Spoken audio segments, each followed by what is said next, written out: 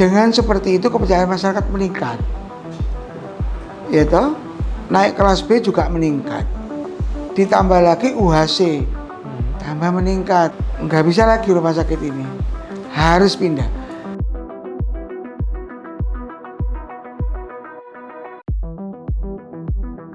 Assalamualaikum warahmatullahi wabarakatuh. Waalaikumsalam. Nah, saat ini saya berada di RSUD Muhammad Zain Sampang dan berkesempatan untuk ngobrol langsung dengan Pak Direktur, yaitu Bapak Agus Ahmadi. Assalamualaikum Pak. Waalaikumsalam. Ya, bagaimana kabarnya nih? Alhamdulillah sehat. Ya. Capek sih memang karena kita lagi HUT ya. Dan alhamdulillah hari ini acara puncaknya. Tadi terakhir dengan kita mendatangkan motivator dari Bali. Ya, ya ini sekalian juga selamat ulang tahun untuk RSUD Muhammad Zain Sampang. Terima Semoga kasih. bisa membawa RSUD Sampang ini semakin baik dan layanannya diterima oleh masyarakat. Amin. Gitu. Terima kasih. Pak, ini bincang-bincang tentang perkembangan rumah sakit saat ini, Pak. Kita tahu bahwa rumah sakit ini bagian dari pelayanan dasar masyarakat seperti itu. Iya. Nah, saat ini juga sudah mulai ada rencana nih kayaknya rumah sakit Sampang ini RSUD Muhammad Zain rencananya mau direlokasi. Ini kenapa Pak harus direlokasi? Rumah sakit ini memang sudah harus direlokasi ya. Ada 3 alasan yang menurut saya kenapa rumah sakit ini harus direlokasi ke tempat yang lebih besar lagi. Nomor 1, hunian. Kalau istilah di rumah sakit namanya BOR, bed occupation rate, ya, rata-rata hunian. Kami ini rata-rata hunian, kalau di rata-rata tiap bulannya itu sudah di atas 95%. Itu sudah sangat sulit untuk mengatur. Bahkan seringkali BOR kami di atas 100%, 101, 107, 113. Nah ini sebenarnya ya alhamdulillah ya kepercayaan masyarakat sangat baik terhadap kami, sehingga masyarakat ini kalau sudah datang ke sini mau kita rujuk nggak mau, nggak mau. Dilayani gitu. di internal tadi Pak? Iya, jadi kami upayakan tetap dilayani. Jadi dia harus nunggunya cukup lama ya, tapi tetap kami bertanggung jawab, misalnya walaupun di UGD tetap kita beri makan sebagai seorang pasien. Nanti begitu pasien yang dirawat inap pulang, kita masukkan, kita titip-titipkan. Walaupun pasien UHC tetap kita titipkan, kalau ketitipkan kelas 1, kelas VIP. Ya bagaimana lagi, dia tidak mau dirujuk. Ditolak kan nggak boleh juga kan kita menolak. Iya kan? Dan memang keberadaan rumah sakit ini adalah untuk masyarakat Sampang dan sekitarnya. Bahkan alhamdulillah Pamekasan mulai merujuk ke sini. Oh gitu ya. Pasien-pasien beda saraf sudah ada 5 pasien yang dirujuk ke sini, ke Sampang. Artinya sudah mulai dikenal, pelayanannya mungkin mulai dikenal ya. Alhamdulillah. Iya, Pak, sejauh mana sih? Ini kan juga BOR berkaitan dengan jumlah kapasitas bed yang disediakan ya. Iya. Nah, dengan adanya UHC kemarin, apakah ini juga dampak dari adanya UHC kemudian membludak pengunjung? Ya, jadi seingat saya ditunjuk sebagai pimpinan BLUD, saya berusaha untuk melakukan intensifikasi produk layanan kesehatan di rumah sakit ini. Apa yang bisa kami lakukan, tapi kami tidak bisa menambah kapasitas. Iya kan? Nah, contoh seperti poli eksekutif, itu juga Semadura yang ada cuman kami. Iya, banyak rumah vaksin yang ada juga kami. Nah, dengan seperti itu kepercayaan masyarakat meningkat. Ya toh, naik kelas B juga meningkat. Ditambah lagi UHC, tambah meningkat, sehingga sudah nggak, menurut saya, sebagai saya kan berpengalaman megang rumah sakit, direktur rumah sakit 10 tahun ya. Nggak bisa lagi rumah sakit ini, harus pindah. Dan memang rumah sakit ini luas lahannya sangat tidak memenuhi syarat ya. Dia cuma 1,5 lah, 1,46. Untuk rumah sakit kelas B itu kalau saya sih, kalau swasta ya, swasta mungkin lahannya bisa sampai 3,5-4 hektar cukup ya. Kalau swasta kebanyakan kan naik ya. Nah kalau rumah sakit pemerintah rencana saya sih nanti kalau memang betul pindah ya 300 tempat tidur ya. Jadi alasan satunya itu tadi bahwa huniannya sudah sangat tinggi, kasihan masyarakatnya. Kedua, kita sudah sangat kesulitan untuk melakukan intensifikasi produk-produk baru. Ketiga, kalau banjir, akses masyarakat ke sininya kayak susah. Kemarin banjir bulan apa ya? Saya lupa nih. Barusan aja kan banjir itu? Iya. Iya kan? Bulan Januari apa Desember ya? Januari. Desember. Ya. Itu Akhirnya. kami ini sampai menjemput dokter kami, kan dokternya nggak berani ke sini. Pakai perahu karet. Nah, pakai perahu karet. Iya kan? Iya. Nah, hal-hal seperti itulah yang mendorong kami bahwa saya sampaikan kepada Pak Bupati selaku pimpinan di daerah ini, Bapak, ini rumah sakitnya harus pindah karena ini. Dan kebetulan ada lahan kosong yang di daerah pengungsian ya, Torjun itu saya diberi 6,2 hektar. Cukup saya 6,2 hektar. Selain nanti kalau memang rezekinya ada kita naikkan ke 5 lantai ya, tetap bagi saya kesan teknologi itu harus ada. Jangan melebar semua. Harus ada kesan teknologi, jadi rumah sakitnya harus naik 5 lantai. Nanti kita buat seperti tower rawat inap apa dan sebagainya gitu. Tapi semua itu nanti kan master plan-nya juga sedang dikerjakan oleh konsultan ya. Jadi karena rumah sakit itu beda bangunannya dengan rumah. Bangun rumah aja sulit, apalagi bangun rumah sakit. Ya. Terutama master plan awalnya. Kalau master plan awalnya salah, kita menanggung dosa 40 tahun. Karena umur bangunan 40 tahun.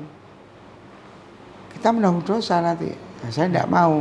Jadi kita harus betul-betul dikerjakan oleh seorang profesional. Nanti kami dan teman-teman dokter serta perawat yang akan ditunjuk sebagai counterpartnya, artinya yang memberikan masukan ini harus begini. Nah, gitu. Iya. Jadi alasannya tadi ada 2 berarti Pak? 3. Apa satunya Pak? Ya, hunian yang sudah penuh ya. Penuh. Penuh. Ya, sering di atas 100%. Kedua adalah banjir. Kesulitan kita melakukan intensifikasi produk. Oh iya. Ya, padahal kalau menjadi pusat rujukan kan produk. Ini kan contoh ini ya, saya mau punya MRI ini sedang proses didatangkan saja ini MRI. Saya mesti mengorbankan farmasi. Karena lahan sudah tidak ada. Karena nggak ada lahan, saya buatkan farmasi di bawahnya gerai utama itu. Farmasi saya pindah ke situ, jadi pecah-pecah farmasi. Tapi dengan adanya lahan MRI sangat terbantu. Kenapa? Mosok foto MRI aja harus rujuk di Surabaya. Satu. Kedua, kita ada bedah saraf yang memang membutuhkan MRI. Ada bedah tulang membutuhkan MRI. Iya kan? Iya. Nah, ya tidak apa-apa, nanti sembari kita nata-nata di sini, kita persiapkan di sana. Kalau pindah, rencana saya pindah fisik, bukan pindah sistem. Jadi pelayanan itu sudah ada semua. Kita tinggal pindah fisik, tinggal nanti mengatur cara pindahnya agar pelayanannya tidak terganggu pelayanannya. Nah, yang ketiga tadi alasannya banjir itu. Ya, 3 alasan itu ya. Ya. Nah, dengan adanya alasan seperti ini, apakah sudah sejauh mana ini persiapannya, Pak? Karena daerah kan sudah apa istilahnya dengan anggaran yang dibutuhkan 300 berapa M tadi? 315. Ya, 315 M. Tentu daerah kan merasa berat untuk mengalokasikan. Ini seperti apa nih, Pak? Ya, jadi sistemnya? kami menyadari kemampuan Pemkab kami. Dan alhamdulillah pendapatan BLUD kami itu meningkatnya luar biasa. Jauh di atas target yang sudah ditetapkan gitu loh. Iya. Jadi tahun 2022 target yang ditetapkan oleh Pemkab itu 81.600 ya. Kami pencapaiannya 106,5 miliar. Wih, luar biasa. Nah, dari situ kami bisa menyimpan Silpa. Silpa ini bukan program yang tidak kami jalankan, tapi semua program kami jalankan 100%. 100% program kami jalankan. Silpa itu betul-betul efisiensi dan efektivitas kami yang kami lakukan. Jadi memang betul-betul kalau seperti koperasi ya SHU, kalau seperti perusahaan ya margin lah. Dengan sistem apa Pak nanti pembangunan yang rumah sakit baru ini? Nah, ya saya menyadari betul Pemkab ini sudah sangat berat. Kita mengharapkan hibah juga nggak ada kan, hibah sulit sekarang kan. PEN juga sulit, ya kan, sudah lama kan. Karena rencananya sudah lama sebenarnya kan. Kalau kita mau kredit ke sebuah lembaga keuangan atau bank juga harus ada agunan. Kan kita nggak boleh mengagunkan barangnya negara. Iya itu. Nah ada satu skema yang ditawarkan oleh Bappenas dan Kementerian Keuangan dan Kemendagri serta PII, itu namanya KPBU. Namanya KPBU. Nah itu KPBU itu kalau kita panjangkan kan kerjasama pemerintah dan badan usaha. Ini sudah lazim dilaksanakan ternyata di pemerintahan. Jadi pemerintah itu ingin melibatkan swasta dalam merealisasikan proyek-proyeknya pemerintah. Tentunya nanti tidak hanya swasta nyumbang sukarela kayak bukan. Ya tetap namanya itu kan orang kan mesti ya kan, tapi bukan pinjem. Ini kalau saya sih mirip-miripnya apa ya? KSO lah. Iya, sederhananya seperti itu ya. KSO lah, artinya dari sisa lebih usaha atau dari labanya tadi sebagian dikembalikan ke pemilik modal tadi yang bekerja untuk KPBU tadi. Sebagian tetap haknya rumah sakit. Nah nanti itu yang akan kami analisa. Seberapa sih kemampuannya rumah sakit membagikan itu tadi. Gitu loh. Karena memang skemanya bukan pinjaman. Nah dengan KPBU ini perusahaan KPBU-nya itu menjamin bahwa selama kontraknya misalnya 15 tahun menjamin kelancarannya. Rusak harus diperbaiki, misalnya liftnya rusak. Di situ di perjanjian tertulis 1 hari harus selesai, ya 1 hari selesai. Pihak ketiga tadi yang kalau enggak dibayar. Enggak, karena kan labanya juga akan turun. Ada kamar bocor, kamar bocor sehingga nggak bisa dijual. Kewajibannya mereka untuk menyelesaikan itu, membuat tidak bocor. Iya kan? Kenapa? Kalau kamar bocor nggak bisa dijual, pendapatannya berkurang. Tentunya yang tadi itu, yang kue dibagi untuk perusahaan KPBU sama rumah sakit, tentunya akan turun. Iya betul. Gitu loh. Nah selain itu KPBU ini karena memang ini inisiasinya dari Bappenas, dari Kemendagri dan Kementerian Keuangan, di mana Kementerian Keuangan itu juga diwakili oleh anak BUMN bentukannya namanya PT PII ya, Penjamin Infrastruktur Indonesia. Artinya kalau kita lagi jelek-jeleknya aja lah ya, namanya orang bekerja itu kan pasti ada naik turunnya. Pandemi kayak COVID kemarin, pendapatannya turun. Penghasilan turun ya dari rumah sakit. Kan turun semua gitu ya. Nah ini PT PII yang bertanggung jawab. Karena namanya dia kan penjamin infrastruktur. Dia yang nalangin kepada perusahaan yang dibentuk oleh KPBU tadi. Ya berarti untuk pembayaran anggap setoran tahunan atau bulanan untuk mereka ketika tidak terpenuhi dari RSUD itu tidak menggunakan dana dari APBD seperti itu. Sama sekali enggak. Itu berarti ada penjamin di luar PPTS tadi ya. Jadi sudah clear Pak. Ya jadi anggaran ini murni anggaran yang kerjasama ke pihak BUMN. Jadi kalau dianggap sebuah perusahaan ya, ini jadi gini ya, contoh KSO mesin hemodialisa. Mesin cuci darah itu di mana-mana KSO. Saya punya ruangan, saya punya pasar, saya punya tenaga ahli, mereka punya mesin. Ya. Ya, mereka punya consumable. Ya. Nanti pendapatannya dihitung, consumable-nya berapa, ininya berapa, sisanya hanya rumah sakit yang punya tempat. Seperti itu. Sama dengan ini. Iya. Kalau mesin itu, uang itu dianggap mesin, atau bangunan itu dianggap mesin, kita kan punya tanah nih, Iya. kita punya pasar nih. Masyarakat yang sakit yang datang ke sini kan ke pasar toh. Iya, iya. Sehingga kalau cuma tanah sama masyarakat yang sakit kan juga tidak bisa dilayani. Ya kan? Makanya dibangunkan Fasilitasnya. fasilitas rumahnya. Ya kan, bangunan rumah sakitnya. Ya wajar dong kalau untuk sisa hasil usahanya atau untuk marginnya itu ada sebagian yang haknya Pemuda. pemodal. Iya. Gitu. Nah, ini kan bagian dari percepatan pembangunan sebenarnya, Pak. Ya, jadi Kalau itu tidak dilakukan kan ya tetap stagnan seperti ini, pelayanan seperti itu. kalau tidak dilakukan, bagaimana masyarakat itu bisa terlayani dengan baik, ya kan? Iya. Jadi ya memang wajib untuk dilakukan. Dan Pak Bupati sebagai kepala daerah, beliau komitmen, beliau menyediakan lahan, beliau memfasilitasi ini, proyek KPBU.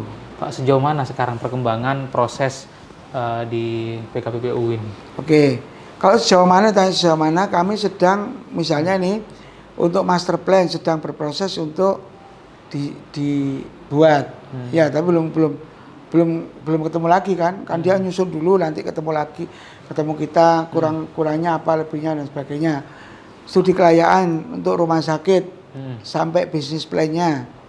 Jadi nanti ada bisnis plan sampai 5 tahun ke depan, sampai 2024 sampai 2029 sudah juga dibuatkan. Iya kan? AMDAL lingkungan juga sedang dibuatkan, AMDAL lain juga sedang dibuatkan. Terus grand design sampai dengan basic engineering BED, engineering design itu juga sedang dibuatkan.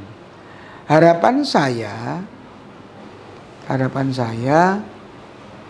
tahun inilah itu semua selesai. Paling tidak saya sudah bisa memagari lahannya. Saya buatkan jalan masuk untuk nanti kendaraan berat. Ya, akhir-akhir tahun lah.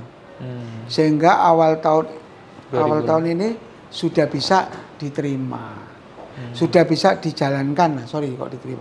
Sudah bisa direalisasikan pembangunannya. Gitu. Ya, berarti saat ini masih proses pengkajian tentang bagaimana kewajiban RSUD ketika bayaran tahunannya seperti itu. Dan apakah ini juga disetujui oleh Dewan? Nah, informasinya juga sudah Dewan juga melakukan study tanggal berapa ya ada capacity building untuk Komisi 1, 2, 3 dan 4 rasanya di Jakarta sama Pak Ketua Dewan. Difasilitasi oleh PII di gedung Bappenas rasanya di situ.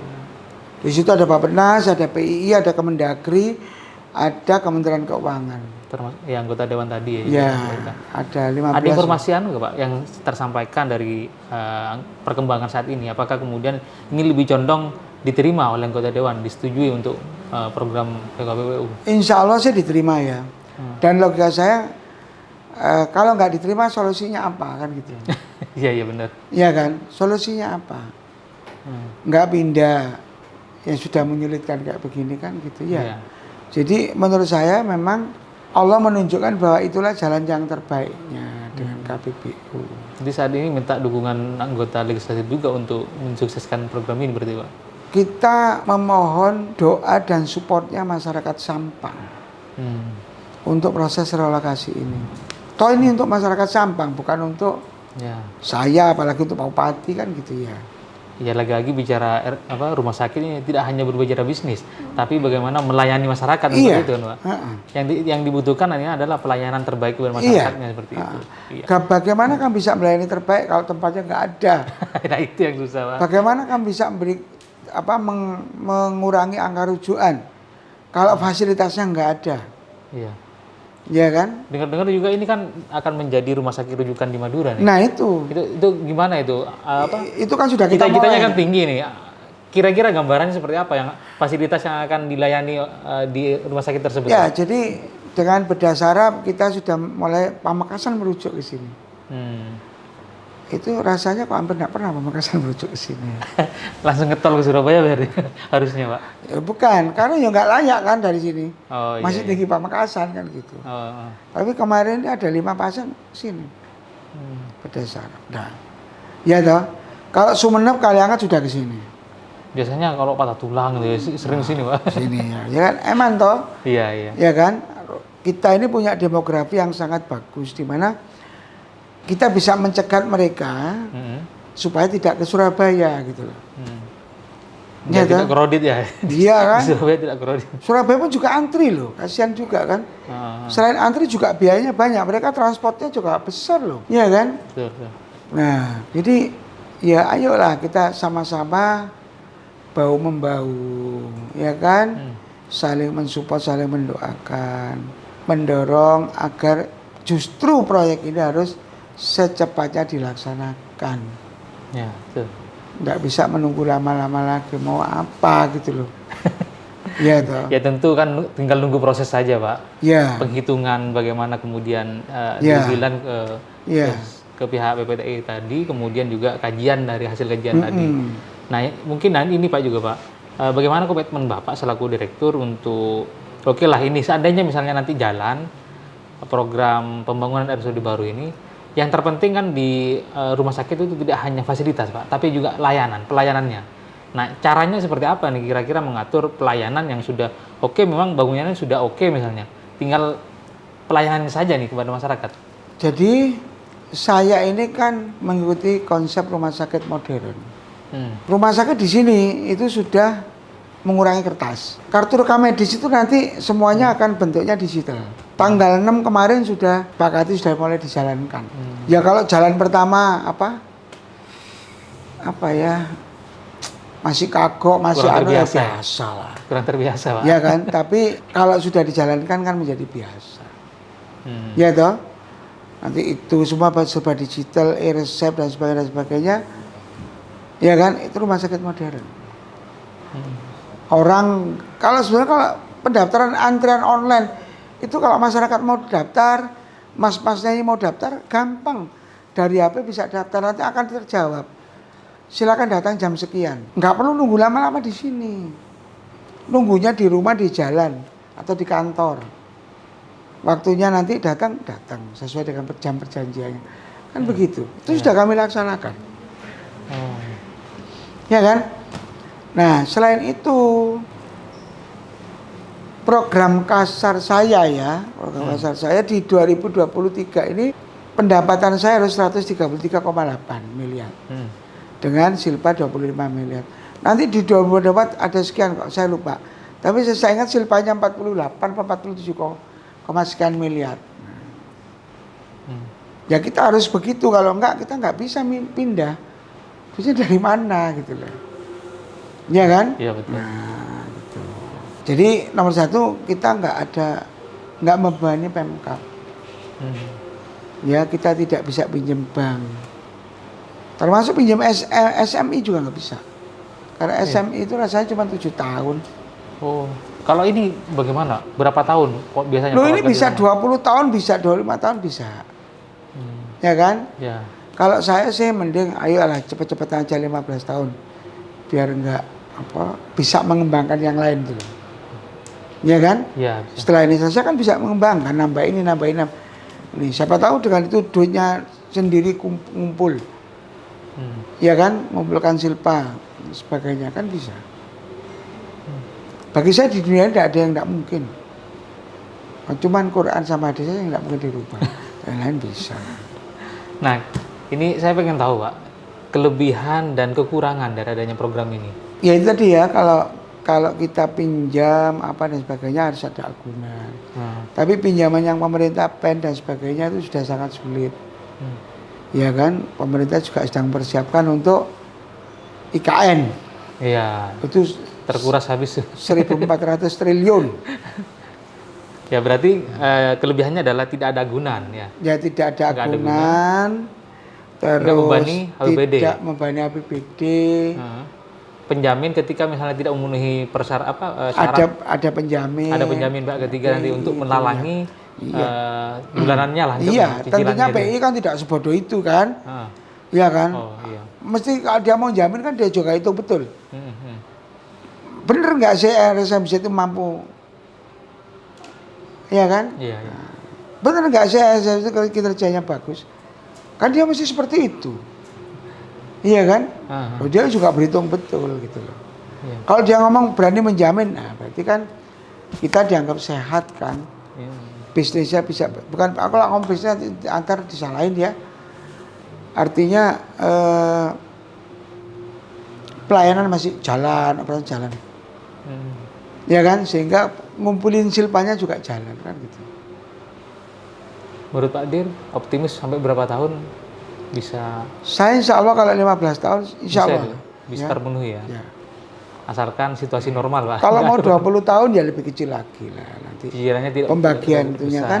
Pak harapannya Pak, ini sekali lagi kan butuh dukungan semua pihak untuk mensukseskan ini. Mungkin bisa disampaikan harapan-harapannya, kemudian juga apa istilahnya ya, untuk mempercepat program inilah.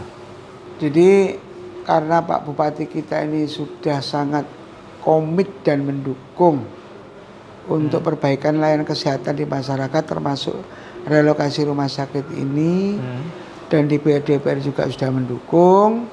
Mohon masyarakat untuk selalu berdoa, mendukung dan mensupport program ini. Toh ini untuk masyarakat, gitu. Untuk masyarakat, bukan untuk siapa-siapa. Itu aja sih. Iya.